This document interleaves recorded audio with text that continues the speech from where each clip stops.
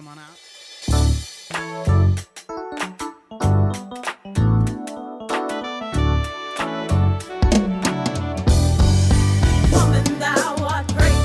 Welcome to Sisters in Company Talking About It live show. Hosted by me, Dr. Sharon Cradle and Sherelle Higgins. We will be discussing intriguing, intricate, inspirational, informative, and intelligent topics with our individual twists and talents. We will present real stories, real solutions, and engage in real talk.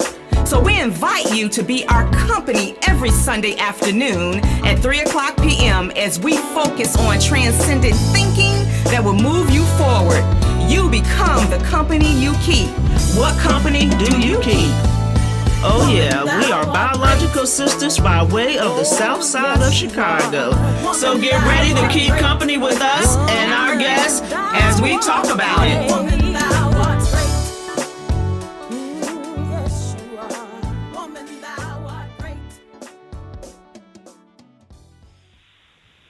Hello, everyone, and welcome to Sisters in Company Talking About It live show on this Sunday afternoon. We are so excited about today's show and that you have decided to join us for the conversation we're going to have here today. And I know you all are looking to my right and maybe to your left to who is this lady sitting here?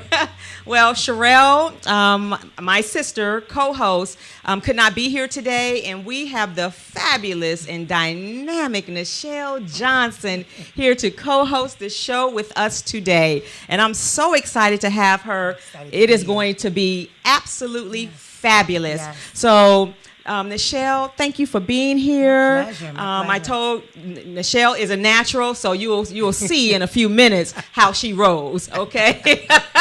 And so what we're going to do today is we're going to have a conversation on a hodgepodge of topics. Yeah. And, of course, we can't do any of these topics real justice, but we're going to have some fun. And we're going to talk about these topics. And we really, really are asking each of you to call in to participate because we want to hear your perspective. Yes. And so before we get started, I'm going to have Nichelle to introduce herself to our audience. Tell us who you are, Nichelle, and where you're from. I'm Nichelle Johnson, the owner and creator of and CEO of Color Beauty, LLC. But, more importantly, I'm just a girl from Baltimore, living life just like everybody else, trying to find a way to make it through this life and navigate in a way that I'm successful internally and externally. And so I was able to birth a workshop in 2014, yes, Plethora for Internal and External Success, because a lot of times we think success has a different look. And if you can make it through every day of your life, you are successful. But you have to learn how to navigate that place and still come out in your best self. And so I teach men and women how to do that. And so took a 2-year sabbatical. And so I'm getting ready to kind of do some things the first of the year. So y'all keep looking out for me because it's going to be very exciting. But more importantly, I want to say thank you, Sharon. Sharon is like that person that you watch trailblaze. Oh, wow. And that's a compliment. Yeah, really, because I'm very intentional about who I have my eyes set on right now. Yes. Because we take our eye gates and ear gates, we take in so much stuff. Yes, we do. And we begin to assimilate what we associate with, bottom line. Yes, we do. And I'm determined in this season I'm going to assimilate myself with women who have like-minded, who are trailblazing through some things that are going to help our community and help us have a better voice in our community and just make some things happen so that we can create another reputation within ourselves for our community. So thank you, because I am honored. First of all, I just absolutely love what she said. That's a quote. We assimilate who we associate with. Yes.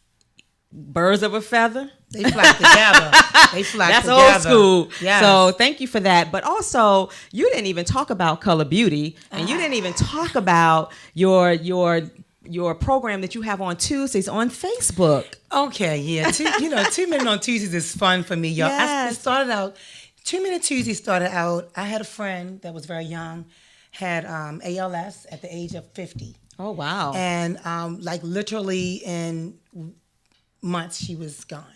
And that's better known as Lou Gehrig's? Lou Gehrig's, yeah, correct. Exactly. And okay. that was the first time in ALS. our community that it was that close to me. Right.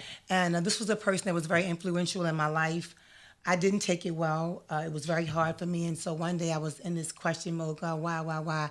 And so one day I messed with my phone. God said, talk about it. So I pulled up Facebook Live, I did this little video, and I posted it. And so from that point, he said, every Tuesday I want to see you here. Oh, wow. And pretty much the first thing started off with one thought. We come to live and leave. And it's not those two things. It's what we do in the middle that counts. Yes. And I began to say, God, I pray that when it's time for me to leave, I really did do everything that I came to do.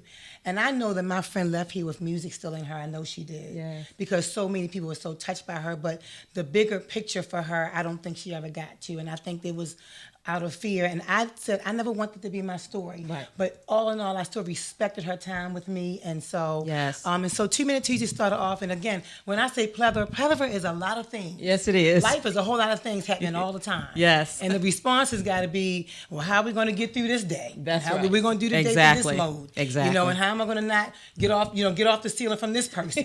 You know, and so I talk about how I navigate every day through things like that. And that's just real talk, Yeah, right? Because yeah. we all are living this life. Yeah. And you absolutely opened up with two wonderful quotes. Yeah. We assimilate to who we associate with. Yes. And we live and we lead. That's it. And so, better known as that dash, what do you do between the time you're born and the time you die? Yes. And you have to be intentional about that. Yes. You have to think about it every day. And it is, how do we manage on a day-to-day basis this life that we live? So We'll thank you learn for that that. till the day we leave. That's exactly right.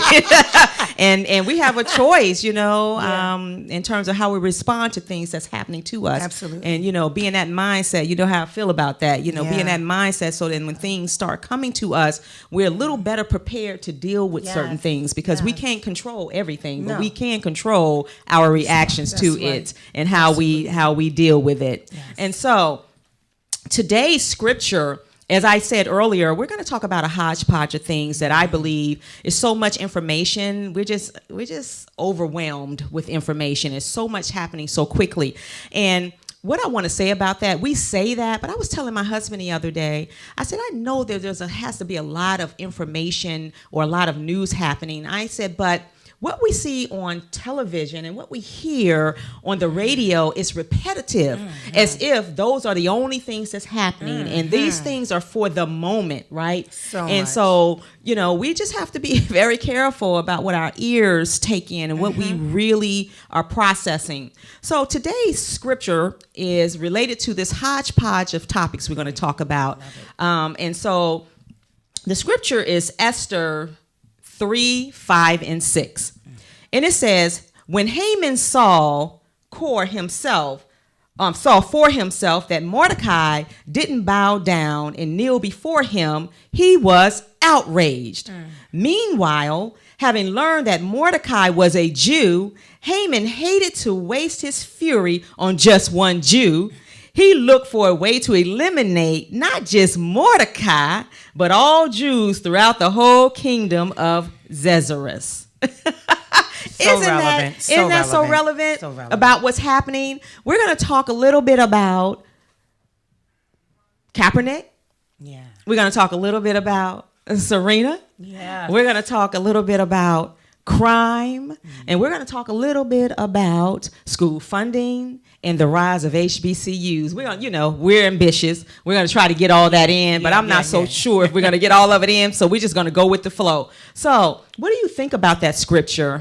What does it mean to you? And how does it kind of reflect in terms of what's happening today?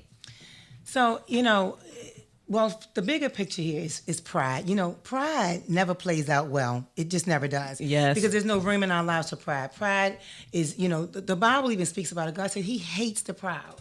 He hates it. Why? Because it removes us from humanity. It removes us from the very core of the fabric that brings us together. And so in this scripture, what I love about it is that the people think, they spend a lot of time on Esther.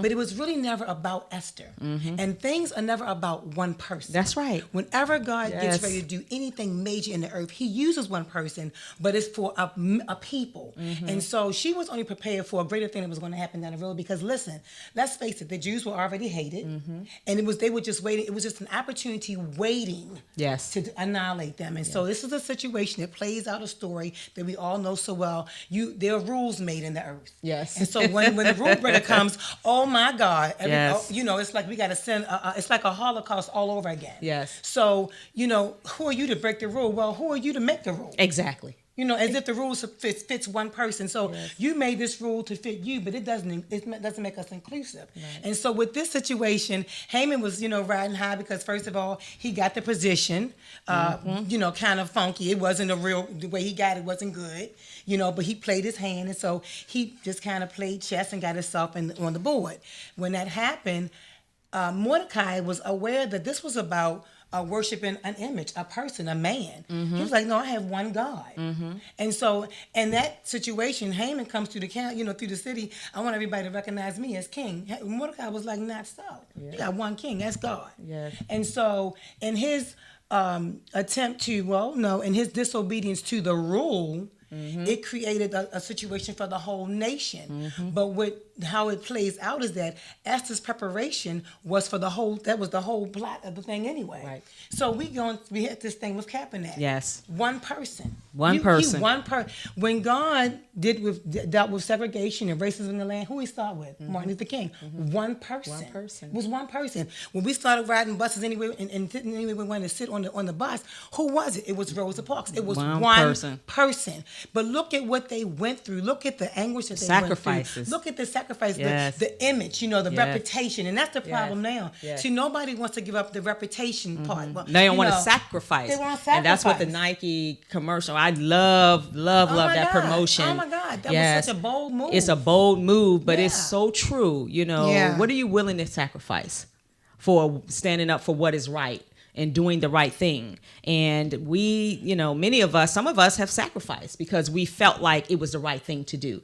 But have we sacrificed it all? No. No, not necessarily, but No. we have sacrificed. And so one of the things Nichelle and I were talking about before the show started is her impression and her questions around Nike's motive. And so share with the audience what you were saying, and I'll chime in. So what I said as I was riding over to the studio, I said, God, I appreciate Nike's stand, but this is what I know about corporations who have been successful and are so vast. And Nike, let's be clear, is a very big corporation. Yes. They have been successful for years. And they're very calculating in every move that they make. Yes. My question is, and my hope for them is this really your stand, or is there another motive to this? Because let's be real, Black people, we spend money. Yes, we do. We're gonna spend some money. We do. We're gonna look cute. Yes. We're gonna go. We're gonna Yes. party. Yes. We're gonna have a good time. But and the broad scheme of things, the world knows that about our culture. Yeah, they know we don't hide that. We make that a part of our living, and as we should, we come to live and live well. Right. But we want to make sure that when we're used, that you're not just pulling the wool over our eyes. That this is the real deal. Like, are you really with us, or is it in the grand scheme of things? Is there another motive? And that was my question. Like, my question was, God, is this really their stance? And if it is, okay, then reveal it. Really reveal it, because they are really putting a lot on the line, but they can afford to do it. Exactly. And And my thinking is, to me, it really doesn't matter, right? Because they're benefiting, and so is Colin Kaepernick. He's Absolutely. benefiting. Absolutely. And I just Absolutely. thought it was ingenious for what Nike did. Oh, yeah. And they kept that. And one of the things that really intrigued me more so than anything is that they were able to keep it quiet. Yes. They kept that thing quiet so that the NFL, the owners, would not be able to stop it, because the irony, I was talking about irony of it all, is that they're paying Nike so that Nike can pay Colin Kaepernick. Right. Because those are commercials that are running through, during the NFL, the games and stuff. And so to me, that was even more, and that's a lesson for all of us. Yeah. That's a lesson. When somebody tell you something, or you have, this big thing getting ready to happen, this big plan, keep it to yourself Keep it until to it's time to yourself, reveal Lord. it, so that the haters won't come out Yes. and hate, and God. try to sabotage what Yes. you have going on. Because had somebody slipped, told the story, or even hinted that they were building a partnership with him, the story probably would be much different. Yeah. And so, to me, they're benefiting, he's benefiting. Yes. And my sister said something one time that has stuck with me. She said, I'm going to let you use me, but I'm not going to let you use me. And so, that's good. right? So you're going to pay me and I'm going to do my work, but you're not going to use me Right. beyond whatever I'm able to be used. I'm going to Yeah. allow you to use me. And Yeah. that's how I see this particular situation. Use me, but you're not going to use me because I'm going to get some benefit from this, because at the end of the day, it's Colin Kaepernick's life, his reputation, as you said, all of that is, under scrutiny. Yeah. And so, but he was born for such a was time his as moment. this. That was his moment. Exactly. That was his moment. And we don't, everything is Exactly. like domino. Yes. So it's like letting the genie out the bottle, like, the Matrix. So once one person comes through the Matrix, you don't open up the game for everything. That's right. Everything is under Exactly. scrutiny now. Yes. Everything is. So And, absolutely. And to see Serena. Oh I my mean, it's gosh. just amazing. Yeah. To see her, they're working with her and some other notable athletes. And I'm telling you, it's just incredible. It is. And we have to stand in what God, in terms of how God has made us. Absolutely. Right. And you got to have some courage out here to believe in something and to do something, because what they're doing is just not for them. No. It's not just benefiting them. No, it's not. It's benefiting never is. us as a community, as a Yes. whole. Yes. And we need to get on board. No, maybe you would not have done it. Okay. You don't really know what you would do until you're in the situation. And I'm very clear about that. Oh, absolutely. You don't know. Absolutely. And that wasn't your calling. I was at a event yesterday, the Books and Bites extravaganza down Yay, in Walita. Fayetteville, North Carolina, with my girl Walita Hawkins. Walita. It was so fabulous. Yeah. And there was this pastor there who wrote a book, and he talked about, that's not your seat at the table. Why are you at that table? That's not the table that God put you at. That's awesome. And so I associate that with what's happening with Colin Kaepernick. That may not be your table that you're supposed to be sitting at, but that's the table he's supposed to be sitting at, because it's bigger than him. Absolutely. It's bigger than him. It's bigger than the NFL. Yes. And God, regardless, is going to get the glory. I don't care what you think or what you say. He is going to get the Every glory. time. And as long as we're sitting Every at the time. table that he tells us to sit at, Yes. versus going messing around with stuff that we're not supposed to have our hands in. And so I don't criticize him, But what I won't do, I've never really been an NFL watcher anyway, but and my husband and I had season tickets, and the only reason I agreed to it is because it was something he wanted to do, was something for us to do together. It was new. And when we no longer had season tickets, guess what? I don't think I've watched the games.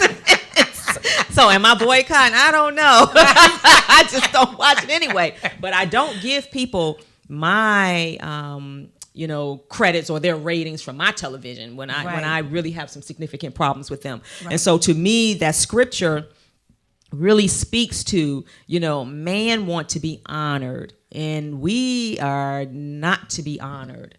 And right? that was It's a higher. Yeah, exactly. That was never even his focus. Exactly. And I want to say this because it's so good that you said something. I want to make a point. When that's not your seat at the table. Right. That's not what you moved in. When you're a visionary, or when God has chosen you right. to do something, that you wrote books, such exactly. an awesome author. You can't sleep until you right. birth that. Exactly. I know that because I'm going through some stuff right now. I wish I could get me a full night's sleep. Yeah. But the thing is that yes. who are you? Yes. And this man played this out the way God wanted him to. Yes. Can you imagine the nights that he slept and wrestled with that thing before he actually took that one kneel? Yes. You can't imagine it because it wasn't your seat. It wasn't right. your moment. That's right. And so when you're chosen, you don't get to decide if you're chosen. Right. You might. Yes. Like, he didn't wake up and say choose. I mean, like exactly. you should say, "Oh God, choose me," because the Bible says, "Many are called, but few are chosen." But when you're chosen for the work, it's like yes. everybody may want to go, but they don't have the courage to do it. That's right. That guy, Exactly. that one person kneeling. Just imagine that you in a stadium. One that was person. one moment in time that's playing out. Every day of our lives now, and so I'm kind of glad to see in my life. I Yes. wasn't here for the Martin Luther Kings or the Rosa Parks to see that, to actually go through that movement. Right. But I'm glad that in my life now, and I can say, oh yeah, there was a movement in my time, and it was loud, and it made a difference. Exactly, So, exactly. yeah. And so I know many of you are out there talking to the television and to the screen and to the your iPhone. So if you have any comments that's contrary or something you want to share regarding what we just discussed, please call us at 833-202-8255. And so. Of course, this leads us into the next conversation around what happened with Serena Williams. Unfortunately, I didn't get to see the match, so this morning I listened to a clip of what happened, and I listened to Serena talk about it, and she was very emotional about that situation, and it just didn't make sense to me. So when you talk about motives, maybe there was a motive, I don't know, and some people do try to quiet you down when they think that you're getting too big, right? When they think that you're being too great, was it intentional? To take her off her game, who knows? But she had an absolute right, in my opinion, to stand up for what she felt was right, particularly since she's been in that tennis world for a very long time. And they've seen a lot of stuff and experienced a lot of stuff. Scrutiny. And everyone, all the commentators, everybody is saying that was unprecedented. It was just unprecedented. And she literally, because he took points from her, called her she called him a thief. Yeah. Well, you did. You stole the points. right. And so now the woman, and I would dare say this black woman can't tell you how she feels, and then you get madder and then make the situation worse. And so you've heard me talk, my listening audience, you've heard me talk about emotional intelligence. We cannot get sucked in. It's very difficult sometimes, but we can't get sucked in to what people think or say about us. I'm going to tell you what's freeing. That is freeing. Yes. When you can wake up. Yes. And people say things about you and you brush it off because you're like, that's not true. So I don't even know what they're talking about. Absolutely. And not absorb that thing and live it. And so for her to be able to stand up for herself, I say kudos. That's right. And she sacrificed that game. She did. She really did sacrifice that game. Yes. And what I'll say to this is that, honestly, sometimes people to me, stupidity comes in many, levels and colors and, whatever. Yes. But she's a person that has excelled every time that girl come to that game. She shows up for herself. She shows up for the people that support her. She excels. And the more they scrutinize her, the more she excels. Yes. So now the big issue is because she had this moment of rage. Well, you know something, you keep trying to lock somebody in a free person in a cage, after a while, they absolutely going to go off. And so then you're going to have this one moment after you spend all of her career scrutinizing every little thing she does. A monkey. She's been everything. And she is still showing up on that platform and did her thing every time. I mean, who can say that? I don't know. Sometimes I'm like, you know what, God, I might not have the anointing for this today because I feel something else might happen with me. No. But she shows up every single time, and she shows up in her best self. So, listen, I'm not judging that. Look, she still represents my community as far as I'm concerned. She still represents excellence. And at the end of the day, she still represents humanity because she's a person. That's right. And you can only take but so much. Exactly. You know what I mean? So, but isn't that a lesson for all of us? How we represent? Yes. How we represent? Yes. What is it that we model? Yes. And being mindful about that. Yes. And and showing up in excellence. Yes. That's something I talked about yesterday. Nothing is perfect. No. Don't even, get confused. No. But what I do try to do, I try to show up in the excellence in terms of how I see excellence and what God has given to me. And I'm learning from the people that I'm associated bombarded with all the time about how excellence can look better and trying to reach for that. Absolutely. And so that's our plight. You know, that's what Absolutely. we're supposed to do for each other, because people are watching us all the time. And she handled her business. And as you all very well know, Martin Luther King talked about sincere ignorance and conscientious stupidity. Yeah. You know, and that sincere ignorance is that people just don't know. They just don't know. Some you people don't even know what you don't know sometimes. Exactly. Yeah. But conscientious stupidity Yeah. is meaning that you know. You just But choose. just what you chose, right? Exactly. And you Yeah. choose it. And so kudos to her Yeah. for standing up. Absolutely. And more of us have to stand up for ourselves and for each other, because people would take advantage of you if you don't stand up. But you need to know how to do that. Right. And that comes from some, you know, something on the inside, that Holy Spirit, that sense of maturity, and knowing who you are and responding, because you don't want certain things to just linger out there about you and you don't have something to say about it. Absolutely. I think that everything you said is absolutely on point. I just really, you know, I can't imagine being a woman, and I'm sure she's had a lot of alone moments that just felt alone. Ooh. You know, you are at the top of your game in your game. Like, she's the best at what she does. I'm telling you. And just being out there and not really having a lot of voices alongside of you, with you, as you are. I'm not talking about just speaking and supporting her on her behalf. I mean, right in the moment. In the with moment, her, exactly. So, and look, and she's and I'm going to call her homegirl because she's from the inner city, but she is from Compton. Right. You know, I mean, seriously. And so that's a lesson to all of it. It doesn't matter where you're from. When God gives you a gift, use your gift.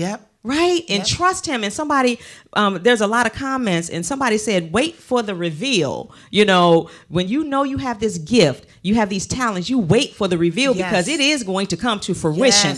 And someone else just put on Facebook that Serena Williams has been fined $17,000. Well, you know, $17,000 to us sounds like it's just $10. It's just 10. Exactly. However, I understand the point. Right. The point is that she was fined at all. At all. That's right. Right? She was fined at all. That's right. And so we just have to be careful. We have to know who we are. These conversations, we're getting a lot of commentary on social media, but I would love for you all to call into the show to share your thoughts on some of these things we're talking about. And our number is 833-202-8255. Also, make sure that you're on listenvisionlive.com so you can see the show in its entirety, Facebook family. And so, Serena Williams, just God bless her family, you know. Please, and they're going to be all right. And and I like her what you heart said. And her emotions, because we're women, and so no matter how at the top of our game we are, you know, we internalize everything anyway. You know, no matter how many times that girl shows up to the plate, it's never good enough. Yeah. And I'm sure when she comes home, she's probably replaying every. You know, when you're excellent in what you do, and that's your your goal to be excellent. Yes. You're always replaying. I could have did that better. How could I have avoided that or whatever? But at the end of the day, you know, Serena, I don't know. You may not ever listen to me, but I think you're gonna listen to me one day. One day. You know, we got your back. I mean, exactly. We say, kudos to you, because sometimes you have to make your presence. Yes. In another way. Yes. You know. And she should, Daryl, another Facebook follower, you know, should be treated as such. Absolutely. Right? And that is exactly right. But you said something that just struck my chord, because this is what I believe. And when I teach leadership development classes, and I want you all to listen very closely, one of the things I talk about is to be effective as a leader, a good leader, you have to be self-reflective. Yes. If you're not reflecting on the day in terms of not what people did, but how you managed the day. What did you say? Yes. How did you get your team pumped up?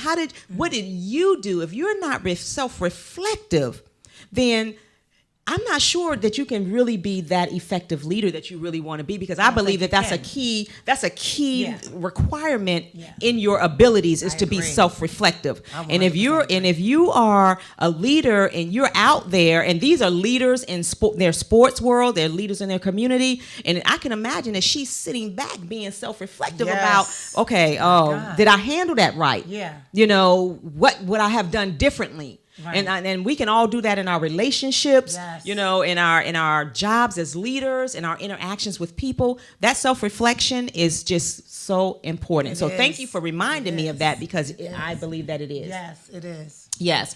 And so that has just been such an awesome conversation. So our next topic in terms of this hodgepodge of topics today is going to be on crime. And let me just be clear. I don't want to really talk about black on black crime because my sister Sherelle is not here today. And I hope she's listening. We want to save that conversation for when she's here, because she really is passionate about that.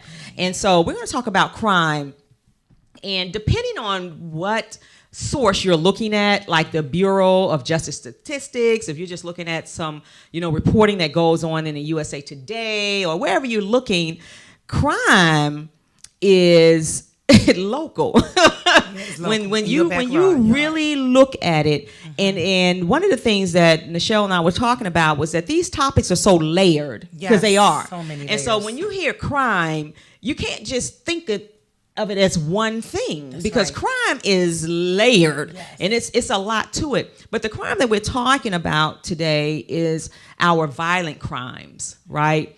Because that's what's in the news, that's what people see, and it's the violent crimes. And so, because crime is a local issue, the data is very clear. White people kill white people. Yeah. Black people kill black people. Yeah. Whatever, Asian people kill Asian people. Right. Because if you're living in that community, it is just local. Right. And I was telling Nichelle, well, let me finish this thought about violent crime. Your violent crime is your aggravated assaults and your robberies and your rapes and your murders. But there are so many other crimes out here. And I was sharing with Nichelle about the time that I served on the grand jury. And a lot of people don't know that. And what an experience. What an experience. When I was sitting there, what I was thinking was, there's so much crime happening around us that we have no idea. You only hear what you know in your limited community or what you see on television, but there's so much more that it just can't be televised. It just can't. And so sitting on the grand jury, and I was saying to Nichelle, I said, I was explaining that this is going to be a teachable moment, just for people, not to insult anybody, but if you've never served on a grand jury, we often hear about the grand jury when there's like these big federal crimes, or a police officer shoots an unarmed black man, and the grand jury decides not to send that to trial, right? Or no conviction, right? And so that's what happens in a grand jury. So you get all of these cases, a plethora of cases. Yeah. And I was on that grand jury for, I want to say, a couple months, actually. Wow. And it was once a week, a couple months, all day. And so they just constantly, the prosecutors are constantly bringing in these cases, and they're teaching you about the law as it's connected to that case. And most of the people on the grand jury, because I live in Prince George's County, were African American. I think we had one white female, maybe one white male and a Hispanic, and then everyone else out of the 12 were African American. And just the level of conversation that we had around those crimes were so amazing in terms of what we didn't understand. What the law was saying in certain instances didn't make sense to us, and then our own experiences that we brought to the table around that particular crime. And I remember just one particular crime that happened that it just turned us upside down, because people just could not understand it. Wow. And it was about someone broke into somebody's house. They stole their TV and maybe their video camera. And when they were leaving out of the house, they were still in the house, but they were exiting the house. The homeowner shot and killed the person. And guess what? The homeowner got the time.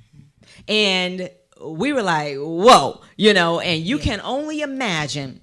Because everybody in there just about was a homeowner. Most people are concerned about robbery. Most people are like, concerned about what am I going to do if somebody comes into my house. Yeah. People have weapons in their homes. And I'm talking about in the state of Maryland. I don't know about any other state what the law is very clear about. And so it was a learning experience. But the crime that's around us, it's just unimaginable. That's all I'm going to say. And it was so many high profile cases. I really just can't even talk about them. But we, the grand jury, we were the ones that said, based on the evidence that was presented and the few witnesses that they allowed to come in and what the law said, we decided whether or not they can go ahead and take that case to trial. Some cases went to trial. One place to be in. And some did not.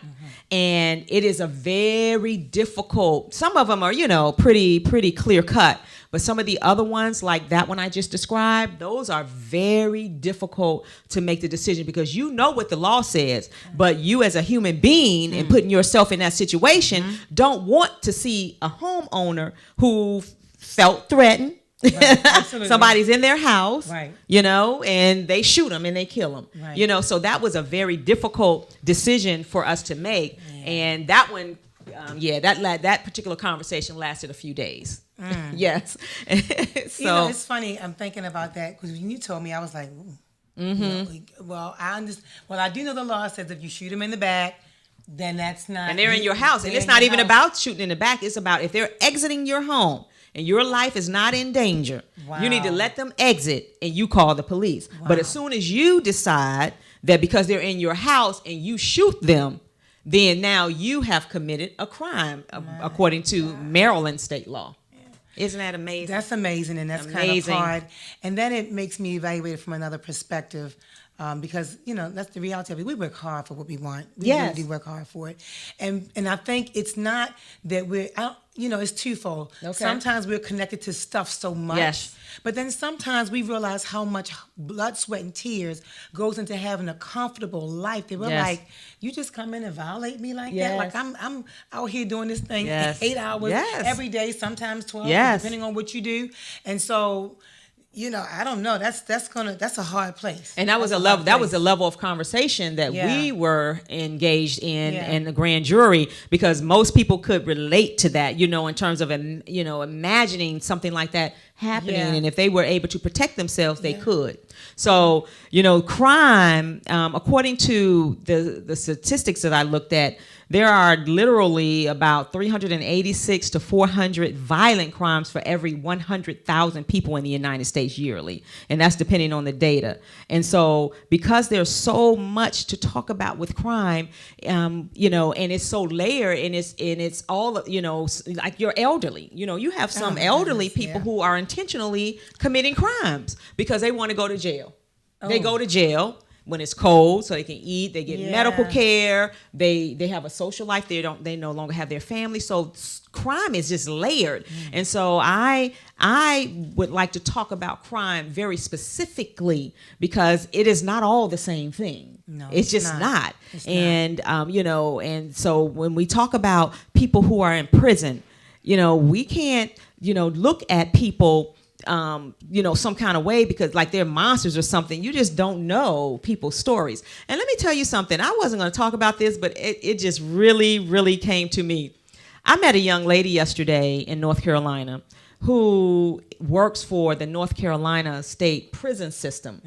But she's a telephone monitor. Wow. You talking about interesting conversation. I'm sure. Oh, my goodness. I'm sure. And so what they do is they screen the calls of inmates having conversations with people on the outside.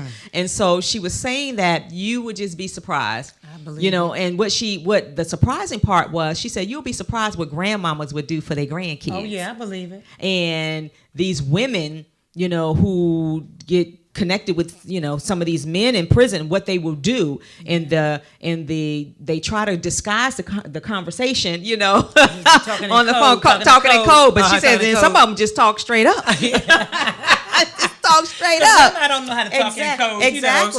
Exactly. And she was saying, you'll be surprised how many of the men, particularly in prison, come out of prison with money.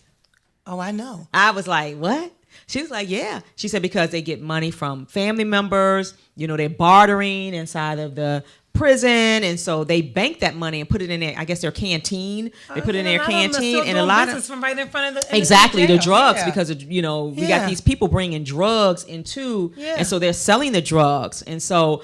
I just thought that was fascinating. That I've never met anybody, they work for the prison system, and that's what they do. They monitor these phone calls. So, people, if you got people in jail, please know that if you don't want to go to jail, you need to be careful what you talk about and what you say and what you agree to Yes. do, because families Yes. are being ruined. Yes. Because of this kind of stuff, And and that's we the want to whole help trick some of the enemy people. right there to ruin the family. The trick of the enemy. whole thing. Exactly. Yep. Exactly. So what we're going to do is we're going to take a short break, and when we come back, we're going to continue the conversation. Hopefully, you will join us at 833-202-8255, and hopefully, you have tuned in to listenvisionlive.com. See you shortly.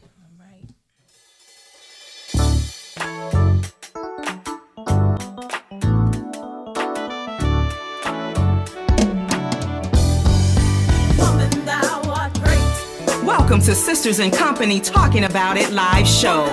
Hosted by me, Dr. Sharon Cradle, and Sherelle Higgins. We will be discussing intriguing, intricate, inspirational, informative, and intelligent topics with our individual twists and talents. We will present real stories, real solutions, and engage in real talk.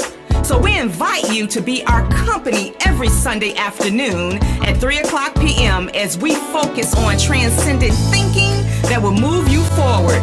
You become the company you keep. What company do you keep? Oh yeah, we are biological sisters by way of the south side of Chicago. So get ready to keep company with us and our guests as we talk about it.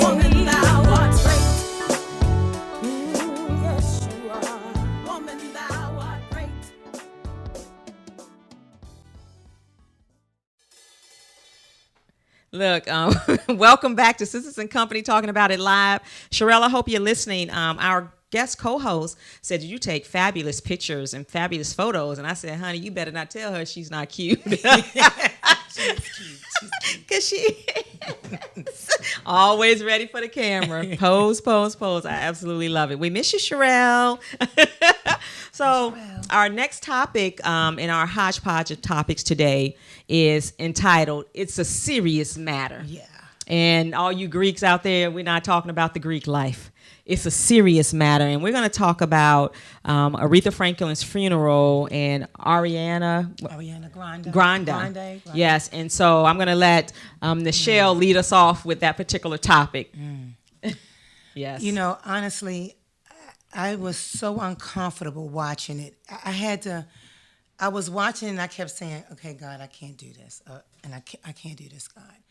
Because there is no way he could get out of that. There's no way he could get out of that. I mean, it was so offensive to watch. And I'm a person, I'm pretty raw. I can take a lot of things. I really can. Life is what it is. It's raw. People do things. But first of all, I hold people in ministry at a high level of accountability, as we should. I've been in ministry. I was in ministry for years. When I felt like I could no longer serve the people and still come out unaffected, I set myself down. Why? Because it was necessary. Because before I inflict any of myself on you and I'm trying to get you freed up, I'm going to step away so you can get what you need. And so we have a lot of this thing is so layered, and it is really, unfortunately, there's an indictment against the body of Christ. You can take it however you want to take it. You can agree or disagree. It is absolutely a fact.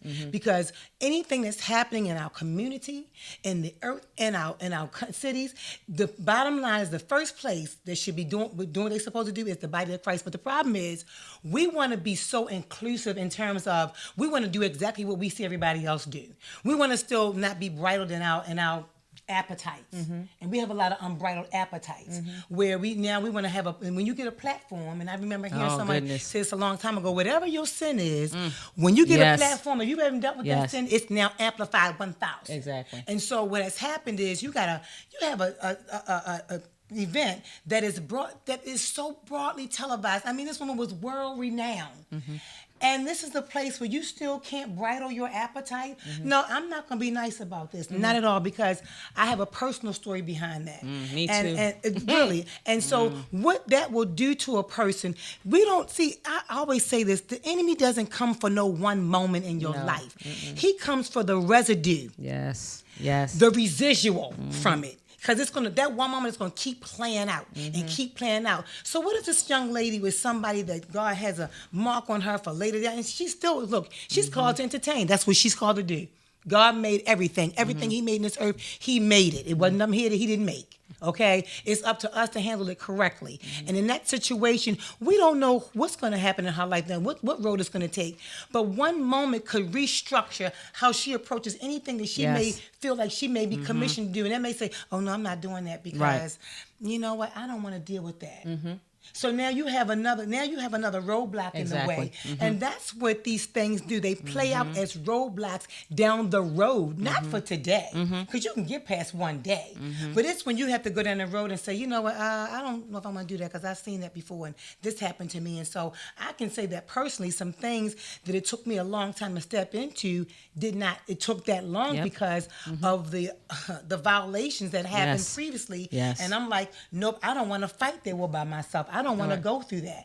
And so we have an accountability to each other to make sure that we show up in our best self. I mean, that's how you know a situation is unbridled, when you can't control when it comes out. Yeah, and that's something. I said to myself, yeah. I mean, he was so slick about it. I was like, I just honestly, and I'm trying to walk soft here. No, but don't walk soft, because let me tell you something. I believe that people do what they do intentionally, and they've been doing it for so long. And I've told my husband this before. You know, that's why I'm very careful about some things, and I'm very clear. I'm very direct about certain things. I don't play with certain things, and I'm gonna call a thing when it comes to you looking like or acting like you're about to violate any part of who I am. Absolutely, and that's just not gonna happen. I'm gonna put my feet down. I'm gonna look you in your eye and let you know under no circumstances will you do that to me. Right. And I'm gonna tell a funny story. Then I'm gonna tell this. My sister put something out on Facebook the other day talking about Bill. Bill was stalking her. And girl, I mean, everything in me was like getting like, okay, I know a guy that know a guy that know a guy. Right. And I told her, I said, and so I read it to the end, and she was talking about bills, paying your bills. And I wrote her back, I said, girl, let me tell you, you know, it's so important to read everything from the beginning to the end, because I was going to call the guy that I know the guy that know a guy that know a guy.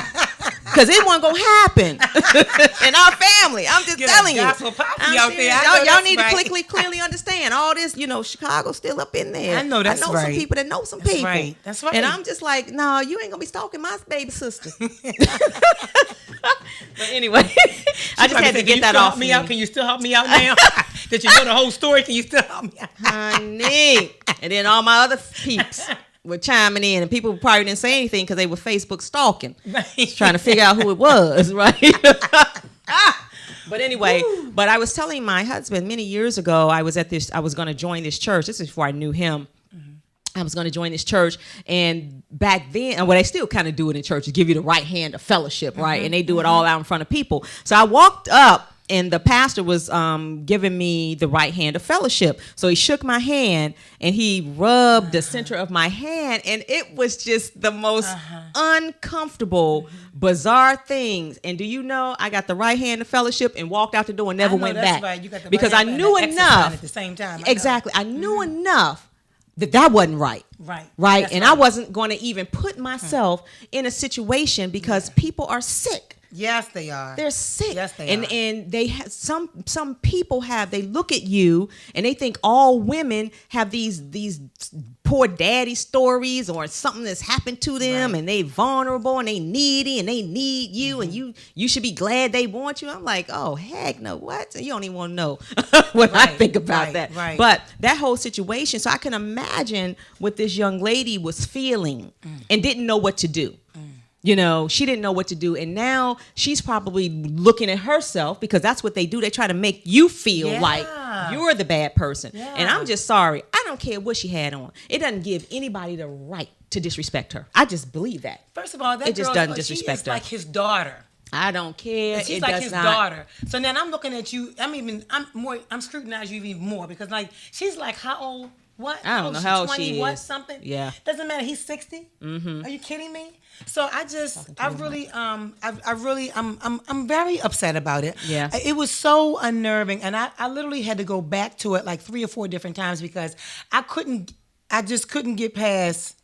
And I said to myself, he's groping her. Mm-hmm. I mean, it was so obvious. And I'm thinking to myself, and what bothered me was that's pride at its finest. Yeah. Because you think you so cunning and you so slick Yeah. that don't nobody see you. Mm-hmm. That's the problem I had. Yeah. Mm-hmm. I had a problem with the fact that, now you're going to try to game up Yes. everybody. Yes. So you think you that bad, you're going to game And everybody? in the black church, we hug, right? Yeah. And they've taught we you. ignore a lot of stuff too. Exactly. We ignore because Exactly. again with our people we have we Yeah. have an issue with image. Yes. We don't want to start any oh my trouble, God. you know. We have I don't want to rock the boat. You better rock that boat and swim and live. Yeah, and live. And Because live. and that's what it's about. And live a life free of that stress and that depression and substance abuse. Because we have so many young people that have been molested, Yes. raped, Yes. everything. And people Yes. want to act like it's not happening in our communities. Yeah. And it is. And until we More. open our eyes and start looking at it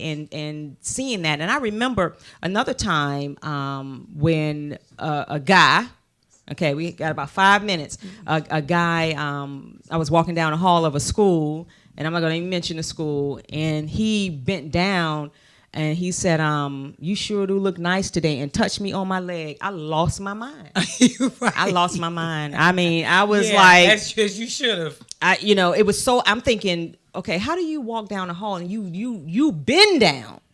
And I said, oh, absolutely not. No, I'm not the one. Yeah. I said, don't you Yeah. ever put your hands on me again. I'm telling you right now. Yeah. I was on fire. Yeah. And what I realize now, because I was in my 20s, but what I realize now is that's behavior that he was doing. Absolutely. And I was a young Absolutely. educator, you 21, 22, and they're looking at you like, I'm gonna get her. I'm gonna Yeah. get her, Yeah. or do whatever you're gonna do. And I think I shocked him But I because. think that's a bigger picture too, Sharon, is because Hold on. The number to call is 833-202-8255, Kitty.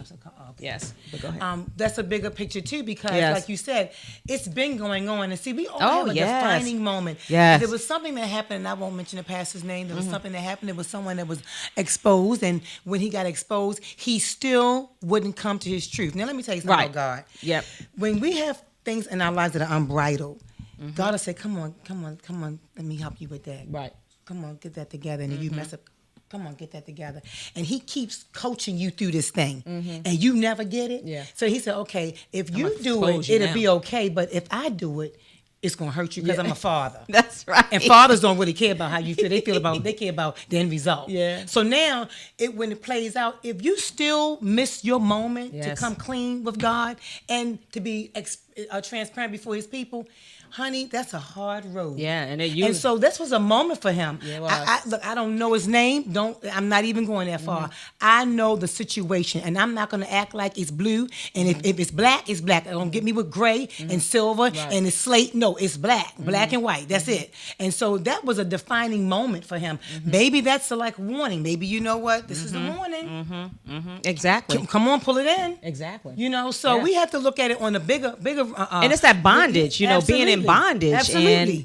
And one of the things I heard before about people that get, that have these platforms and they're all the way on stage and they have all these people, they were talking about, when they open their arms and they start performing and talking, they're taking in the spirits of everything that's in that room. And that's why you see performers, they're so hyped and they can't go to sleep because they're so hyped because now they have taken in all of the energy that's in that room. And I can imagine that it does something to them. And if you can't channel that, you can find, I think you can, channel it. exactly. I think you can easily find yourself doing some things that you otherwise would not have done. Absolutely. Because of that energy that you've taken in, Yeah. that so-called power. What happens to the mind? Yeah. When you take in all of that. So I can imagine that's the same for some of these pastors. In Yeah. terms of how, we as congregants, but we are going to be held accountable too as a congregant. I'm Absolutely. just going to tell you about some stuff. Absolutely. And I'm just very clear that I'm just not going to participate in certain things. Absolutely. And Absolutely. and I don't really Not care. saying anything is saying everything to Exactly. me. Exactly. It really is. Exactly. And so that was, we're going to pray for that young lady, Yes. and we Oh, hope God. that she understands that Yes. she did nothing Absolutely. to deserve that. Absolutely. And that we're going to pray for that man that he repents. Oh, right? yeah. Oh, so that yeah. he doesn't have to fall Oh, yeah. hard.